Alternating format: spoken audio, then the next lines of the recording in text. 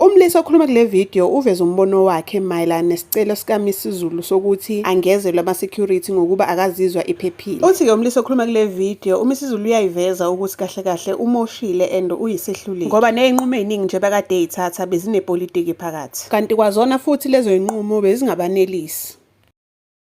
Sanibonani weNingizimu Afrika. Cha, ngithi ake ngiveze nami okuwumbonwanyana lana okungatheni kakhulu, kodwa nje ngizwa ngithinteka ekujuleni kwenhliziyo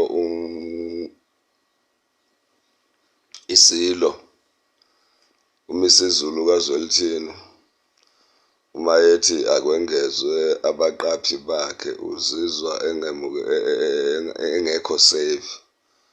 Hhayi umfoka baba uma engekho safe weMisuzulu ukuthi-ke nakho isiZulu awusizi ukube uyasiza ubuzoyizwa le nkulumo yami.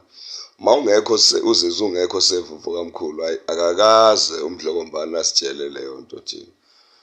Bekufika nje kuhulumeni ukuthi mhlawumbe imali izothi ukwengezwa ngokwedingo zasendlunkulu, kodwa hhayi ngokuthi kube nemali yethu bakhokhe bentela ezokhokhela wena ngoba uthi wena uzizwa usafe. Cha, ngeke phela yonke imali ekhona la eNingizimu Afrika ibheke nje wena nendlunkulu. Cha, ngeke kulunge. Uma ngabe uzizwa engazuthi mfoka baba awukho safe, hhayi biza nje indlunkulu yonke nesizwe sonke saseMzansi ubeke phansi kuthathe omunye baba, uyezwa. Ngeke phela sinesana nawe ngemali zethu zentela baba, uyezwa. Kanti awukho nomsebenzi ongako, sithi sikulindele nje impela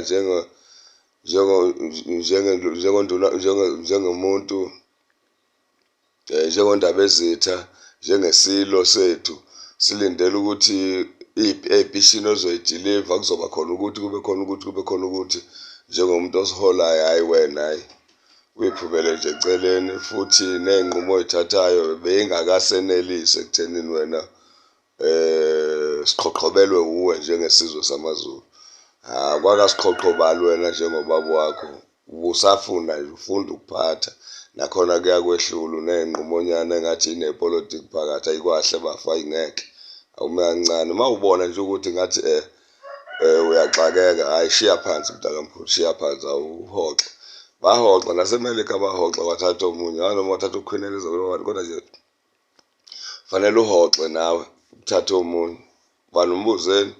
Hhayi hoxa ngabe yamhoxa, siyakunxunxa-ke manje hoxa. Ungaload akukho mali wena lapha boss, awuzukhipha mali wena ezokwengeza i-security kalokhuza, hhayi akayimele ulokhu njani. Welokhu njani awuyimele wena, iMisuzulu awuyimele nje, hhayi awuqhathwanga wena. Uzusaba kangaka manje unjani nje, uyinkosi enjani enovalo olungaka entanyeni impela njengeqhude, hhayi kwahle wena, ngeke mana bafumana.